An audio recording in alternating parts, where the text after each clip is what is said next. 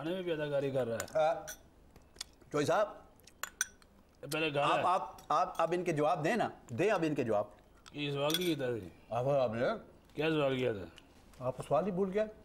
मैं अब जवाब भूल गया, सवाल याद। हाँ, आपको जवाब ही भूल गया है। क्या जवाब? आफो साहब ने ये कहा है कि आपने जो सारी गड़बड़ें की हैं, लेकिन आफो साहब एक मेहरबानी कीजिएगा, और रात की बात गई भाई, बस ठीक है। आप इन पे जितने मर्जी ताबड़तोड़ हमले करें, इनकी सियासत पे जितनी तनकीद करें, लेकिन एक मेरी बात सुन ले, एक रिक्वेस्ट है छोटी सी।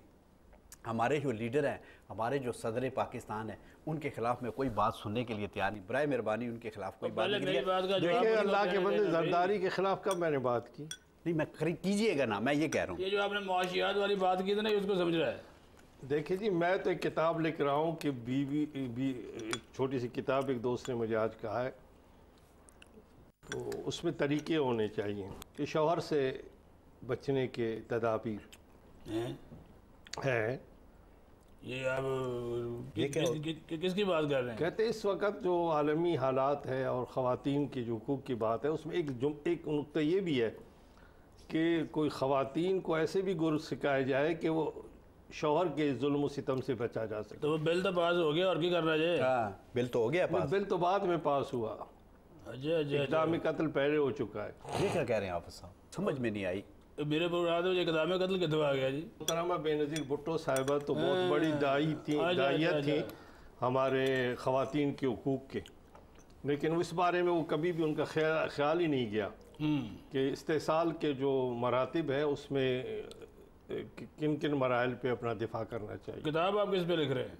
किताब उसी पे लिख रहे हैं ना कि ख़वातीन के दिफाई तजावीज़ ऐसे देंगे ताकि वो दीगर मामलात के हवाले से शौहरों के मुझे तो साहब एक सवाल पूछ रहे आपने नई बात पूछ लेनी, मैं यहीं से इनको एक बात पूछनी है। ये जो बात कही जाती है, वो जो मुशर्रफ ने भी कहा, हम लोगों ने भी कहा कि ये भी तो पता करें ना कि बीबी की शहादत का सबसे बड़ा फ़ायदा किसको हुआ है? मुशर्रफ को हुआ, भाग गया, वो रास्ता मिला उसे। अच्छा, अगर बीवी होती तो उनको रास्ता तो नहीं मिलता, उनको गार्ड ऑफ ऑनर कम से कम पेश नहीं किया जाता। ये तो जरदारी साहब ने पेश किया ना। देखो ना फिर हाफिज साहब, ये जो आपने किताब वाली बात की है, ये जरदारी साहब के खिलाफ तो नहीं है ना? नहीं, अल्लाह ना करे जरदारी साहब के खिलाफ। अब आप खुल के बात करें। जरदारी साहब शौहर थे कब? यार कभी तो नून लीग का बंदा बन जाना है, कभी पीपल्स पार्टी का बन जाना है, की कर रहे हैं? मैं ना नून लीग का हाफिज साहब जी, आज आपने सिर्फ फजलबाग के बारे में बातें करनी है। नून लीग का हूँ ना पीपल्स पार्टी का हूँ। आज मैं तो अपने मुल्क के सदर ममलकत की बात कर रहा हूँ।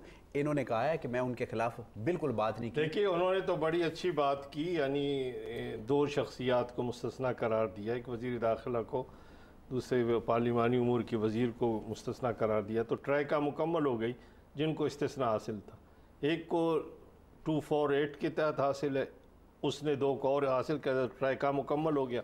भी क्या बात है, ये तो बच्चे से भी पूछे ना, किसी ख्वांचा फरूज से पूछे कि बेड़ा किसने गर्क किया, वो तो ये बात बताएगी। कोई आप और पैसे पेशेंगोई करे जिसमें बड़ा मुअम्मा हो। ये तो एक आज कर रहा हूँ क्योंकि ये नया ट्रैका आपने बयान किया ना। पहले हमारे दौरे हुकूमत में तो एक ट्रैका होता था, आपको ही पता है, आप इस ट्रैके का हिस्सा रहे हैं, लेकिन अब तो ये गवर्नमेंट के अंदर एक ट्रैका पैदा कर दिया आपने। असल में उसकी वजह यह है कि जब अपोजिशन नहीं होती, रियल अपोजिशन, और अपोजिशन किसी और पोजीशन के लिए अपोजिशन नहीं करती, तो फिर हुकूमत की जमात अपनी हुक्मरान जमात के अंदर से अपोजिशन पैदा होती है, और वो पैदा हो चुकी है। और उसके साथ साथ जो हुकूमत के अंदर शामिल जमातें हैं वो अपोजिशन का रोल अदा करती है। मुझे समझ आ गया। जिस तरह हम हैं, जिस तरह MQM है। इसका मतलब हम अपोजिशन नहीं है? हम अपोजिशन है भाई। हाँ, आप अपोजिशन है, लेकिन नून लीग के और नून लीग वाले अपोजिशन है। मैं आपसे नहीं कह रहा था कि नून लीग अपोजिशन नहीं है, मतलब आपने मेरी बात कंफर्म कर दी। देखिए, मैं अर्ज कर रहा हूँ कि आप नून लीग की अपोजिशन है और नून लीग आपकी अपोजिशन है।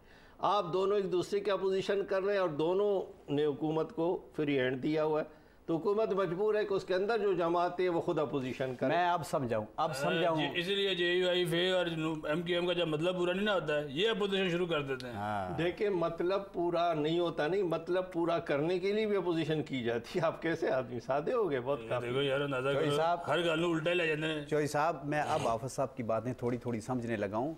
अब देखे ना, MQM पंजाब में आ गया, अब उसके खिलाफ भी बात कर। नहीं, देखिए, MQM पंजाब में नहीं है, MQM हुकूमत में है, और MQM पूरे मुल्क में छाई हुई है। ऐवान सदर में जिस वक्त MQM के लोग बैठे हुए हैं, ये कहा जाता है कि फजल रहमान के जब भी नाराज़ होते हैं उनको फ़ौरन या वज़ीर आज़म बुला लेते हैं या सदर बुला लेते हैं, और जब वहाँ से आते हैं तो बिल्कुल खुश होते हैं। ये की चक्कर है बड़ा एक एक तरह से की खिलाने ने। खुशी का पीरियड बहुत कम होता है, आप ज़रा रिकॉर्ड देखें। अच्छा जोई साहब, आप बड़ी डिग्रियों की बातें करते थे, अब हाफिज साहब के मुंह पे जुर्रत करके बात करें ना आप। तो मैं हाफिज साहब से मुँह से गल करें और पीछे गल करें तो करें आप। वो इनकी अपनी जिगरी जाली है, वो तो शुक्र करे मैंने रोला नहीं डाला है। हाँ वो तो मुझे पता था। वैसे देखिए जी, हम तो डबल एमए थे, एमएमए थे, एक बीए की शर्त थी, यहाँ तो डबल एमएमए थे।